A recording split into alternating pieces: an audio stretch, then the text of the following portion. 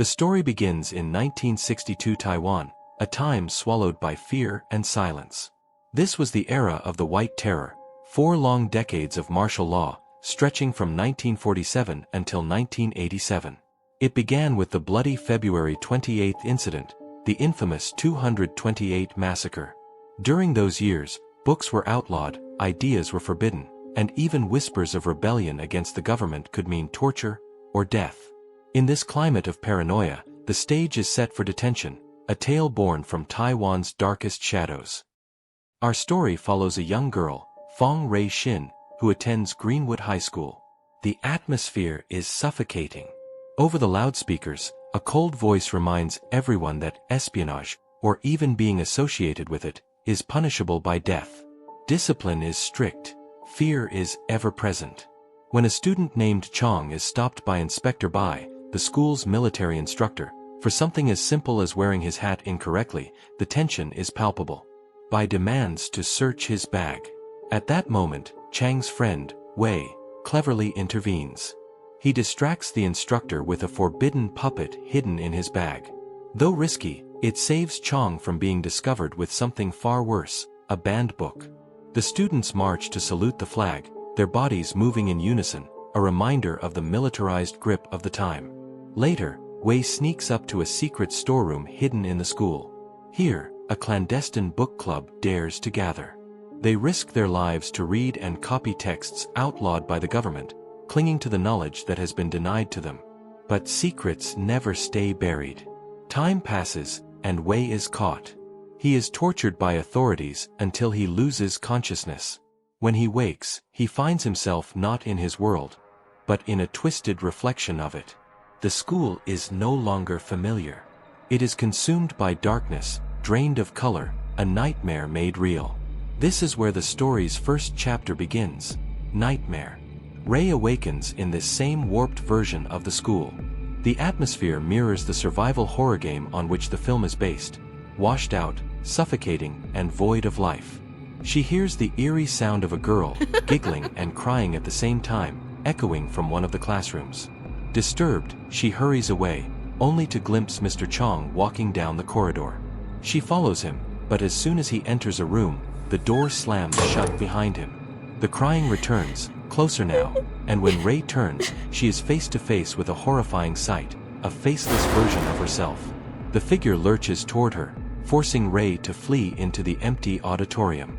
Inside, a disembodied voice whispers, "The country will be grateful to you."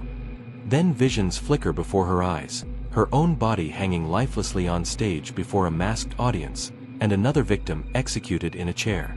The haunting images vanish as quickly as they appear, leaving only dread in their wake. Wei then emerges, breaking her moment of terror.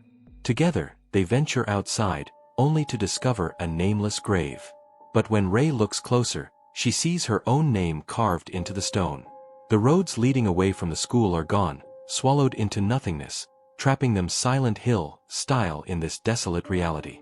They formally introduce themselves, though Wei already knows her. His nervous demeanor makes it clear he has feelings for her. But Rei's knowledge of the secret book club unsettles him. A phone begins to ring in one of the school's offices. When Wei answers, a chilling voice tells them to get out. Rei believes it must be Mr. Chong reaching out, so they go to his office. Both his desk and that of Miss Een, another teacher, have been searched and ransacked. Wei finds a note with a conversation between Chong and Rei written on it. Before he can read more, Rei snatches it away, her reflection in the nearby mirror twisting into a distorted version of herself, a moment punctuated with a sharp jump scare. They press deeper into the school, searching for answers. On the door of Rei's old classroom, they find a paper ominously marked with the words, "In mourning." They then attempt to retrieve the storeroom key. But when they ask Mr. Gao, the custodian, for help, the truth emerges. He reveals he was tortured and charged with insurgency simply for lending Wei that key once before. His face is now hideously disfigured from his punishment, and rage consumes him. He attacks, declaring that killing Wei will prove his loyalty to the party. A tense chase erupts, forcing Rei and Wei to hide inside a bathroom stall. Then, something far more terrifying arrives. the lantern ghost. Chains drag across the ground as the spirit's heavy footsteps echo through the room. The ghost pauses outside their stall, the oppressive sound of his breathing filling the silence. Wei's key slips from his pocket, but Ray catches it just before it hits the floor, their terror barely concealed. At last, the spirit moves on, and the pair escapes. As they wander again, Ray briefly sees another vision of herself, followed by a flashback of her and Mr. Chong. They finally reach the storeroom. Scattered across the floor are books, stained with blood. This nightmarish reflection seems to echo real-world horrors. Among the debris, Wei notices the broken head of one of Chang's beloved puppets, a dreadful sign of what happened to the book club. A flashback reveals more of the truth. We meet Miss Een, another teacher and the founder of the secret group. But their refuge is soon invaded by military police. Mr. Hong, another teacher, is seized, a bag thrust over his head as he is dragged away. Fear grips the club. Will he betray them under torture? Miss Een reassures the group that he won't, just as she reassures them all to remain loyal. Wei, determined, insists they continue copying the banned books, and despite their fear, the group agrees. On his way out, Wei collides with Ray in the hallway, spilling his forbidden books to the floor. She realizes in that instant that he is part of the secret club. He pleads with her not to expose him, but she gives no clear answer. Back in the nightmare, Wei and Ray search for Chong in an old bomb shelter once used by the club. But instead, they encounter another student, Wen Zhang, who is desperately burning the banned books in a fire. His face twisted in despair, he insists that Instructor Bai already knows about their secret and believes Chong betrayed them. Breaking down, he sobs that they were only reading books, nothing more. Suddenly, the lantern ghost appears once more. Its skeletal hand seizes Wen Zhang by the neck.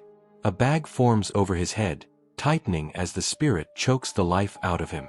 The ghost, now revealed to be a monstrous reflection of Inspector Bai, then turns its hollow gaze toward Ray and Wei. They run, fleeing through the nightmarish halls. At last, they reach the bunker. But safety never comes. Here, Miss Een delivers the crushing revelation. It was Ray herself who betrayed the club, handing them over to Inspector Bai. One by one, the members vanish before her eyes, their photographs burning into the wall, leaving her alone with her guilt and the ghosts of the past. Mr. Chang's photograph slowly appears on the wall, sealing his fate. He too is dead. Wei turns to Ray, desperate for the truth, but before he can press her further, she runs. Alone, he steps into a hallway lined with towering banners, each marked with grim memorial signs. At the same time, Ray finds herself back at the same hallway from the beginning, only now she watches her dark doppelganger chasing her. In that instant, she becomes the dark version of herself, revealing that she is trapped within an endless, nightmarish loop.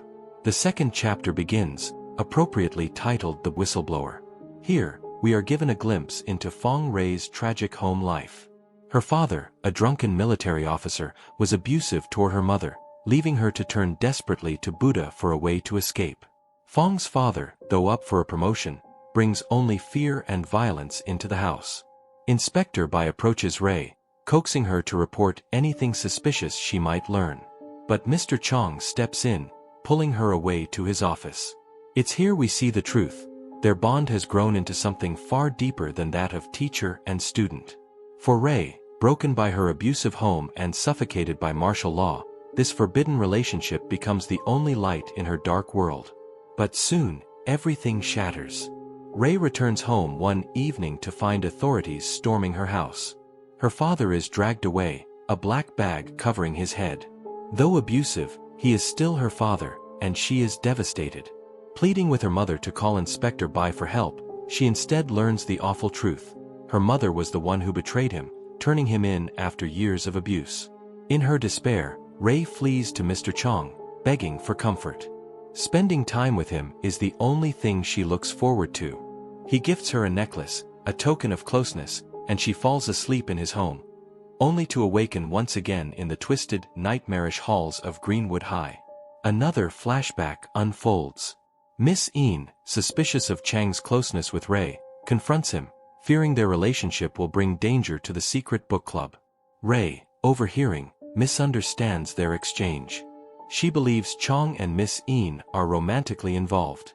In her jealousy, she distances herself, while Chong himself withdraws from her to protect the group. Back in the nightmare, Wei wanders through the morning hall, following the sound of frantic banging. It leads him to a grotesque room filled with puppets, their blank eyes reflecting his dread. The sound emanates from a sealed closet scrawled with the words "Death to the Betrayer." Inside, he finds Chong, beaten, bloodied, and weeping. The club, convinced he betrayed them, had turned on him. Wei returns the broken puppet head to him, but the moment becomes uncanny. The puppet now bears the same wounds on its face as Chong, and as he plays with it, he reenacts Inspector Bai's execution. His voice trembles as he swears innocence, insisting Wei is the true traitor.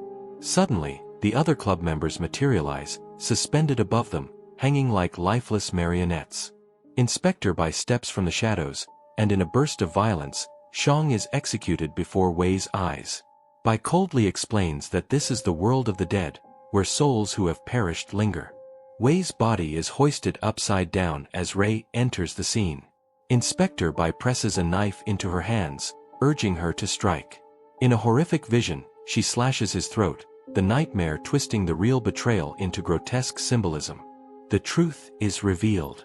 In the past, Ray had begged Wei for a book, a request he granted, blinded by his feelings for her. But Ray, desperate to protect her father and consumed by jealousy toward Miss Een, handed that very book to Inspector Bai.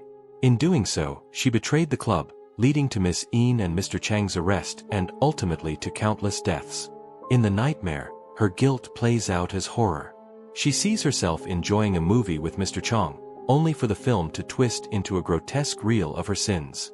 The military seizes both Chong and Miss Een. She is confronted by the spirits of the book club, who call her what she truly is, a murderer. Ray cries that she only wanted Chong and Een to break apart, never imagining her jealousy would end in such tragedy. But the truth cannot be undone. A noose drops before her, and the grim reality is revealed. Ray ended her own life, destroyed by the weight of her guilt. Everything she has experienced has been her spirit, endlessly reliving the nightmare of her betrayal. The horrifying visions were not hauntings, but fragments of the truth she refused to face. Now, at last, she accepts it. Mr. Chong appears one final time, telling her that the past cannot be undone. They did not live to see freedom, but she still has a chance to save Wei. For while she is dead, his body still lives, tortured, hovering between consciousness and the nightmare realm. As Inspector Bai reads out the sentences of the condemned, Wei is dragged by ghostly hands into the darkness. Ray rushes to him, but the lantern ghost seizes her, and Bai urges her to forget everything, to let the truth die. But Ray refuses. She tears free, stronger than the shadows, and pulls Wei from their grasp. She urges him to climb over the gate and escape. He begs her to come with him, but she shakes her head. She cannot. She is already gone. As Wei escapes, the school collapses into complete darkness, consuming Ray with it. Back in the real world, Wei awakens in his cell. Broken and scarred by torture, he confesses his role. The authorities spare his life, though the price of survival weighs heavy. Years pass. Wei grows old. The final chapter, The Walking Dead, The Ones Who Live, shows him visiting Greenwood High one last time before it is demolished. He kneels before Mr. Chang's grave, then searches through the school for a book, the symbol of anguish. Hidden within it is a letter written by Mr. Chong long ago. In the abandoned classroom, Wei comes face to face with Ray's spirit once more. He hands her the letter.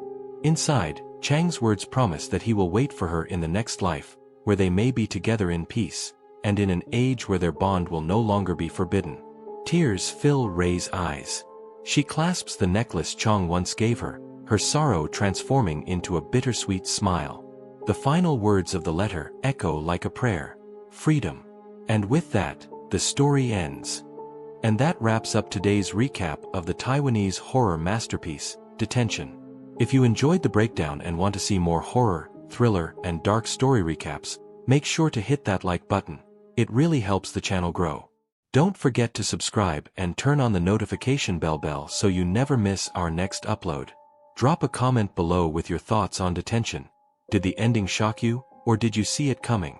Thanks for watching, and until next time, stay curious, and stay creepy.